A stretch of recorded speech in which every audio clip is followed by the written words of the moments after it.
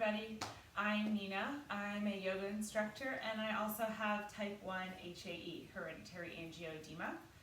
I was diagnosed when I was 7 years old and I found yoga when I was about 21 years old, so I've been doing it for about 10 years now and it has absolutely changed my life around my disorder.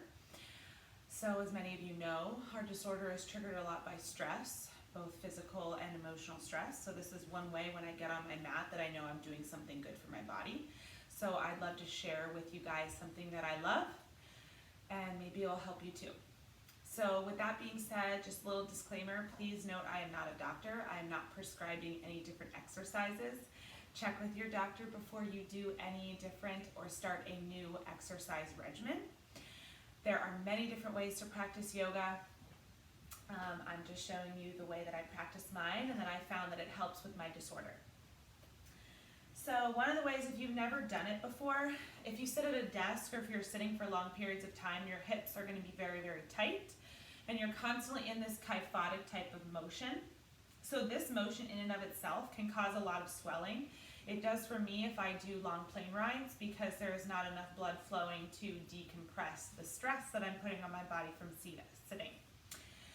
So as you start your practice, most common, a lot of people start their practice cross-legged seated at the back of their mat. If you see a doggy walking by, our ears, that's Lucy, she's my munchkin. But if this bothers your hips or if it's a little too much, or if you feel like you're really hunched over because you are so tight, this is a yoga bolster. I got this from Target.com. It's about 25 bucks. I sit on it, it helps take a lot of pressure off, or you can always put any pillow or multiple pillows and sit on that.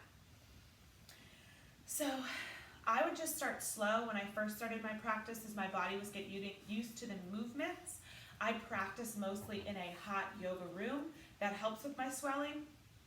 More recently, I can practice at home, not in a heated room, and I won't have any swelling episodes, but just be aware that it is common. You can swell as you're opening up your muscles. I've had fingers, wrists, arms, all those kinds of things swell, but once my body finds that new threshold and starts to de-stress, then I find that I have way less swelling attacks than I ever had before. I have overall changed my diet quite significantly. Everybody's diet for yourself is going to be different. Sorry, my doggy's crying.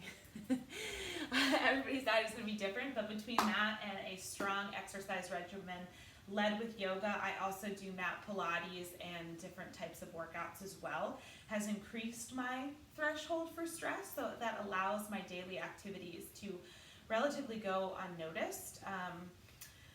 And I have much fewer breakthrough attacks as well. I'm sure one of your other questions will be what medication am I on? I had a lot of breakthrough attacks, probably 2 a month when I was on Cinrise. I was doing it around every 5 to 7 days. And now I'm on HAE. I do HAE about every 5-ish days, depending on how I'm feeling. I know everybody has different triggers, but with this regimen and my different diet and everything, I seem to find a relatively even keel.